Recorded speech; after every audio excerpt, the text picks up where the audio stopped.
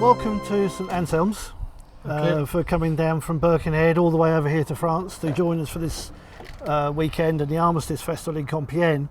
But today's all about our Education Day, and we've been out this morning across the Chemin des Dames area in the N department. We've quickly visited the Rugby Memorial this morning, and you've just had a tour of the Caverne du Dragon. So Pete, you've been out with me before, so in terms of the rugby input so far, how are you? No, it's been brilliant.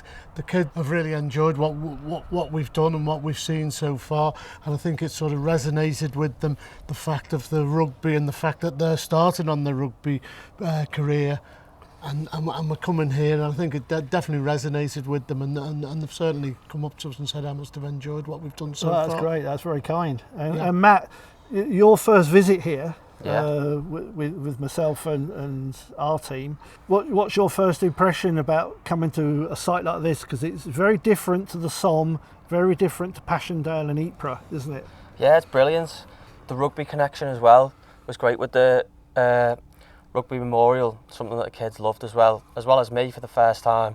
Coming here, it was brilliant, and it was really interesting. You know, because before when we did the memorial tour for Birkenhead Park, we were talking about the 68 from the club that were lost in World War I, because we had all the names on the shirt, if you remember, and everything else. We walked the footsteps of those club members, didn't we, to the Liverpool Stone and everything. We were at Menham Gate, and so in much the same sort of way, we have the same pattern in what we're doing this weekend, because today we're on the battlefield stuff now, and tonight we've got the ceremony, the rugby ceremony dedicated to the memory of all rugby players around the world from World War I and World War II, in fact, to be honest. How do you find that combination of bringing that education and remembrance together? I think it's very important that the kids, although it was a long time ago and maybe it seems a bit distant for them, I think actually being here and seeing it sort of brings it home, and I think it's made them think about that, you know, which is the important thing. And it's also the education of what people gave up for